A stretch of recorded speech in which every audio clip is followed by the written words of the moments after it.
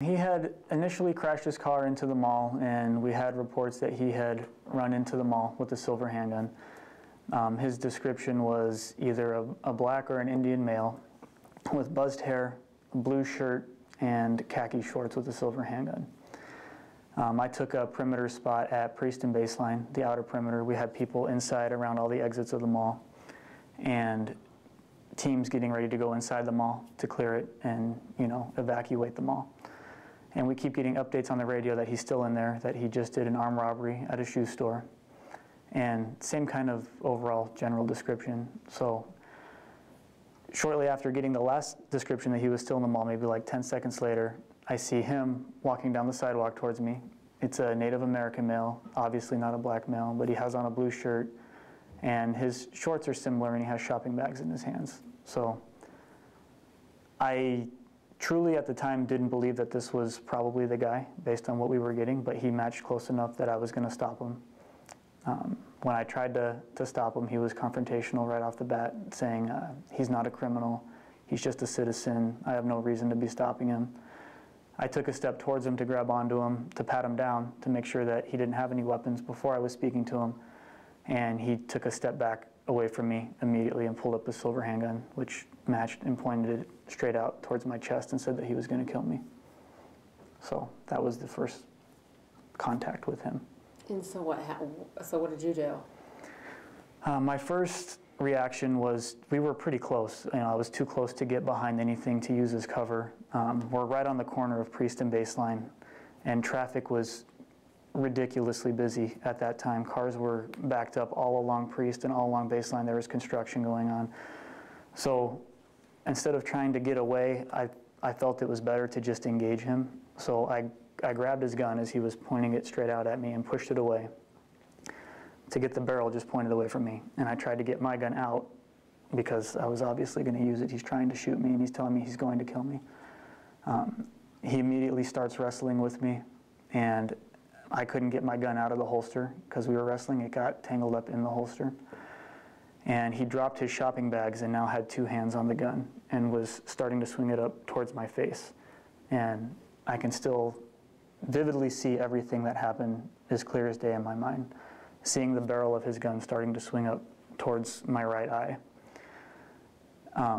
I needed to come up with a different plan, obviously, because getting my gun out wasn't working. So I grabbed it with two hands. I felt at the time the safest place for his gun to be pointed was into my chest. Baseline was backed up with cars, stray bullets could have easily hit somebody, and I obviously didn't want to take that round into my head or into my stomach or anywhere where it could potentially kill me. So my best chance for survival was into my trauma plate that I have in my vest. So I grabbed it and I just stuck it here, waiting for that first round to go off. And I could still see his eyes just squinting and his teeth gritting, and hear him telling me that he's going to kill me. And it was the scariest moment of my life, not just my career, my entire life, by far. The round never came. I twisted the gun back towards him. I moved my head to the side and twisted it into his chest. So now it was upside down, pointed at him. And I pressed the trigger on his gun, trying to shoot him with his gun, and it felt like the trigger had already been pressed. It was in the furthest back position already. So it didn't move, there was nothing, it was already pressed. So that didn't work. So I kept wrestling with him and was eventually able to get his gun away. He wasn't armed he didn't have anything in his hands at least. I never had the opportunity to pat him down. I didn't know if he had any other weapons on him, but he put his hands up like this, and I just took out my taser and tased him. When they checked it later, there was a bullet loaded into the chamber, and it had 2 strikes to the primer. So whatever reason, it didn't fire. But there was a loaded round into the chamber that should have fired twice, and it didn't. So the firearms expert in court said that, and I didn't know this, but in order for a bullet to fire, the pin has to strike the primer in the center of the primer. And both strikes were slightly off center. So for whatever reason, it misfired. There's no such thing as a routine call in police work, but this was another call for service. They gave me a description of the person who was suspected of selling drugs. It was mentioned that he had a gun, and they wanted us to go find him. I was unable to find him at first. The call gave a very specific location, and just like the first officers who went out there, no one could find him. And right before I was getting ready to go on to the next call, one more update came in. They gave a new location right next to the Circle K at 59th Avenue in McDowell. And it said he was at the bus stop. I was looking right at the bus stop, and I didn't see anyone. I saw a girl sitting at the bus stop. So I drove over there, parked my car, and I was going to ask her, you know, if anyone was out here trying to sell drugs. And as I walked up to her, I was now at the bus stop, just a few feet away from the billboard sign at the bus stop, which is the advertisement next to the bench. And as I was just standing a couple feet away from it, I noticed there was a pair of feet at the bottom of the sign, and that was my first indication that there was someone else there. So simultaneously, as I poked my head around the corner, the suspect poked his head around the corner, and we were face to face. I knew he had a gun, so I was concerned. I grabbed him. I identified myself as a Phoenix police officer, and as soon as I did so, he started swinging and punching. That's when the assault occurred. And you were seriously injured. Yeah, over the next 4 or 5 minutes, it was a very violent assault. It was a big fight. And I ended up having 4 significant injuries, 2 of which I'll never fully recover from. Just to, you know, paint a picture of the assault, it was such a violent fight that I ripped my ligaments in my left shoulder. I ripped some muscles in my stomach open and got a hernia. I got a 3rd-degree tear in my right hamstring, which will never fully recover. And I also herniated and tore a disc in my lower back. The fight was so long, it was a 4 or 5 minute fight. We know that because after the incident, we went and pulled the radio calls, all the records, and, you know, investigated the incident. But we were at that bus stop, rolling around on the ground. I had grabbed his arms to control him because I was concerned he had a gun and he was going to use it against me. And as I was trying to control him, he was trying to reach into his waist.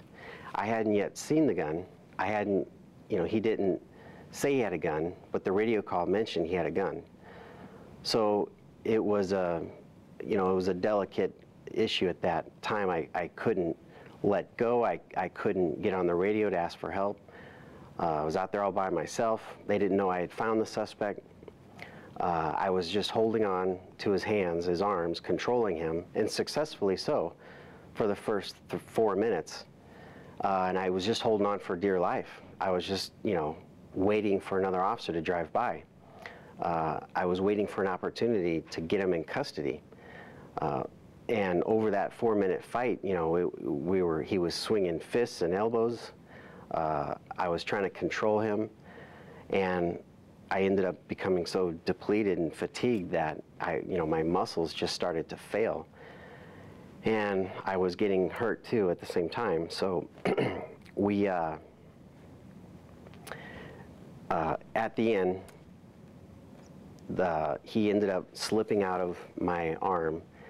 This was after I had torn my shoulder and my stomach.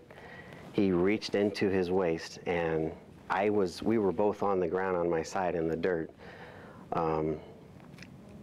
And he reached into his waist, went to his knee, and pulled out the gun.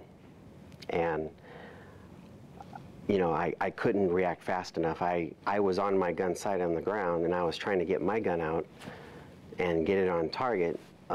He had beaten me to the draw. I got up as quickly as I could. I was getting ready to, you know, respond, and as I finally got my gun out of my holster, he had swung his body around and started running to a girl who was just standing 5 feet away, pushing her baby in a baby stroller down the sidewalk right there at 59th and McDowell. I thought he was going to take her hostage. So this was the first moment I could get on the police radio and ask for help. This mom, this bystander, saw him coming with a gun in his hand, and she ended up screaming and cowering down over the baby. And I started running as fast as I could towards him. As I was getting closer, he ended up passing her. He changed his mind and just left her and started running with the gun in his hand, looking over his shoulder, and hurt in 4 different places. I was having a hard time keeping up with him. You know, every 1 step I would make, he was making 2.